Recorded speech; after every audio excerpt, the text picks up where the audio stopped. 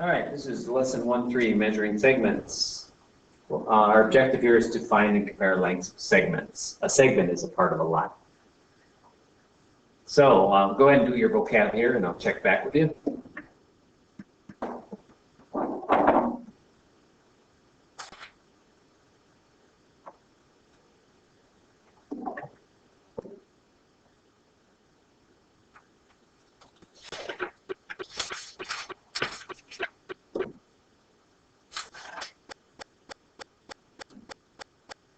One main thing we're going to use here to measure segments is the ruler postulate.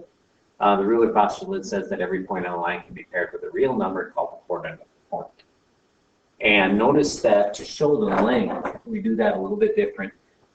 Segment AB, we use that notation, but if we want to talk about how long that segment is, we just get rid of the line on top. So this means the length of AB.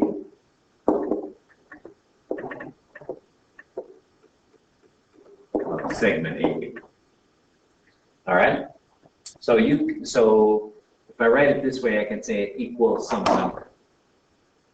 So let's go ahead and use that. What is the length of CD? So to find that length,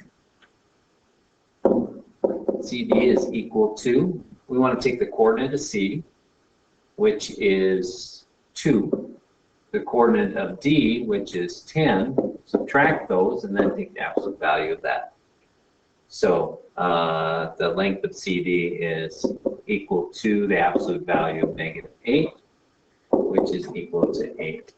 And the way what we're going to say, our reason for that is called the ruler postulate.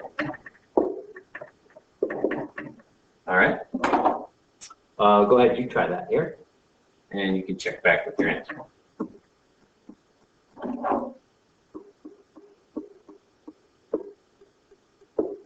Notice we use the definition of absolute value as our reason for the last part.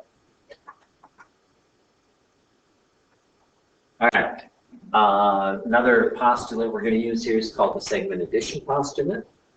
And that says that if B is a point between any two other points on a line, then if we add up the two distances, it should equal the total distance. Also, we can find the shorter part of a segment broken up by a point between two other points on a line.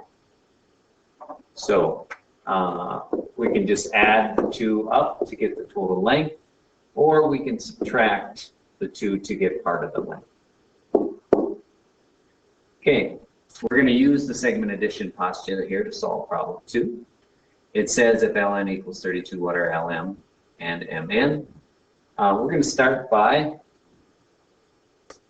using the segment addition postulate. That says that ln, that's the total length of the segment, is equal to the two other segments added together, the length of the two other segments added together. And then we're going to use substitution. We're given that ln is 32. We're given an expression for ln, so we're going to replace that with the expression. And we're given an expression for mn. And that is the segment addition postulate that we're using for the first statement. And for the second statement, we are just going to use substitution. Okay, now I'm just going to simplify that expression and solve it using some number properties. So I get 5x plus 12 is equal to 32. And I'm going to just call that simplifying. You could say combine like terms if you want. I'm going to subtract 12 from both sides, and I get 20 is equal to 5x. And that's the subtraction property of equality. And divide both sides by 5, and I get x is equal to 4. That's the division property of equality. Now that we know what x is, we can find these two lengths by just substituting that value in for the variable. I'm just going to do one of them here. Mn is equal to 2x plus 4, so we're going to substitute 4 in for x. 2 times 4 plus 4 is equal to 12. So this side of the segment is 12. you could probably see that the other side would be 32 minus 12, which is also using the segment addition postulate. Go ahead, you try that. Fill in your justifications.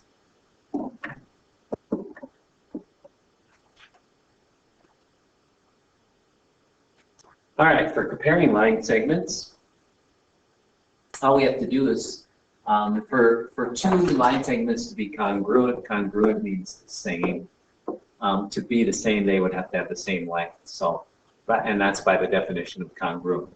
So we need to find the length of AB.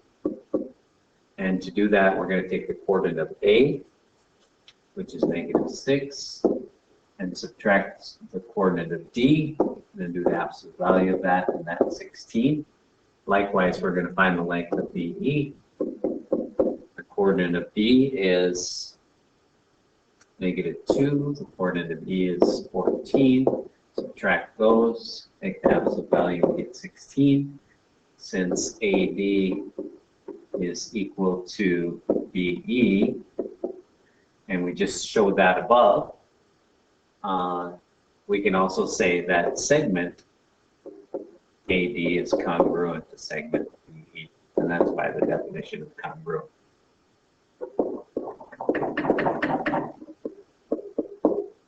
Congruent segments have equal lengths. All right, I'm going to let you try that.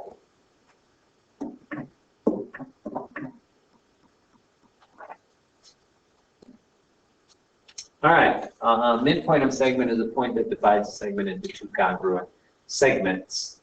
Go ahead and do these exercises. You can check back with your answers just to make sure you understand what a midpoint is. And something here to remember is that a point is a spot on a line segment. Could be like an endpoint or something like that. The number associated with that point is called the coordinate of that. So keep that in mind. I think this last part here makes sense because a midpoint is like in the middle, and so it's like the average of 2 points, and the way you would find the average is you would add the two together and divide by 2. That's one way I can remember that. So using the midpoint here, if S is the midpoint of RT, we know that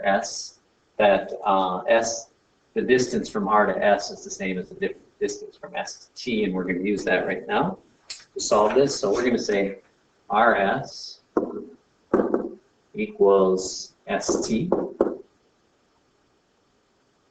And that's by definition of midpoint.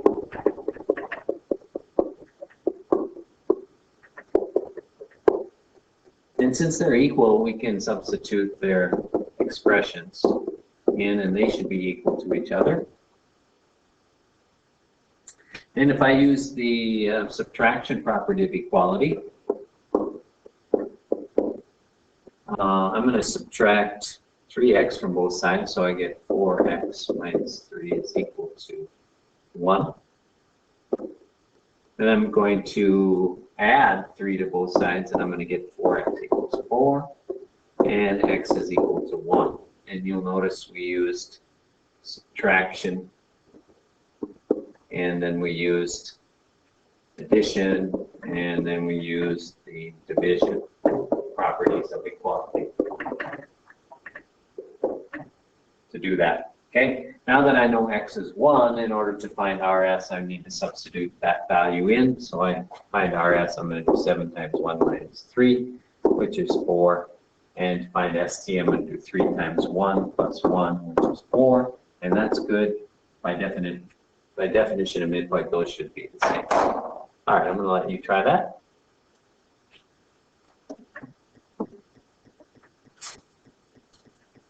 All right, so that's the lesson. Again, let's just have you do the lesson check just so we can get an idea of how well you understand what's going on. And we'll talk about that tomorrow.